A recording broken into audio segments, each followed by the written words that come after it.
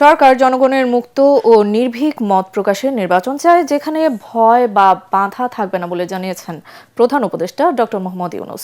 সংসদের দক্ষিণ প্লাজায় ভোটের গাড়ির উদ্বোধনকালে তিনি কথা বলেন। প্রধান উপদেষ্টা বলেন, সুষ্ঠু নির্বাচন আয়োজন শুধু সরকারের নয়, জনগণেরও দায়িত্ব। গণভোটে হ্যাঁ ভোট দিলে আগামী বহু বছর দেশ নিরাপদে চলবে বলেও জানান ডক্টর ইউনূস। বিস্তারিত জানাচ্ছেন ইয়াসিন রানা।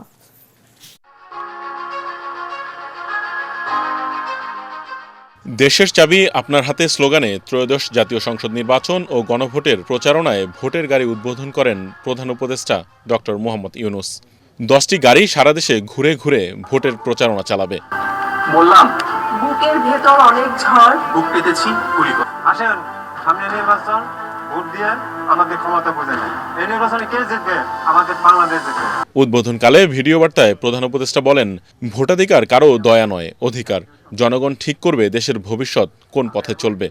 আমরা এমন একটি নির্বাচন চাই যেখানে থাকবে না ভয়, থাকবে না বাধা, থাকবে কেবল জনগণের মুক্ত ও নির্ভীক মত প্রকাশ।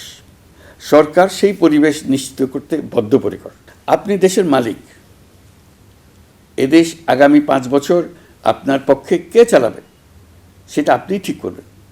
জুলাই সনদ বাস্তবায়নে গণভোটে হা ভোট দেওয়ার আহ্বান জানান তিনি।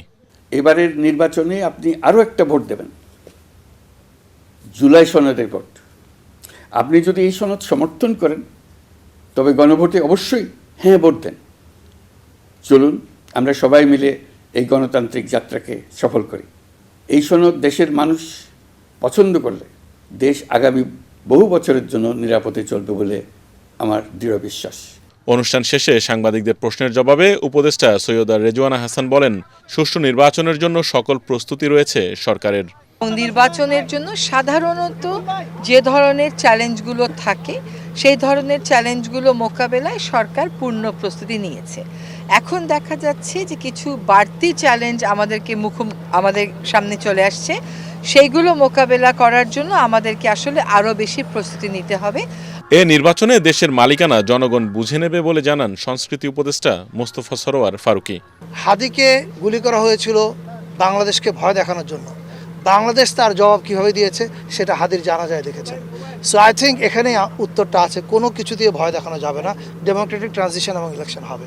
ভোট আয়োজনের চ্যালেঞ্জ মোকাবেলায় নির্বাচন কমিশন ও স্বরাষ্ট্র মন্ত্রণালয় প্রস্তুত রয়েছে বলে জানান উপদেষ্টারা। ইয়াসিন রানা, এটিএন বাংলা, ঢাকা।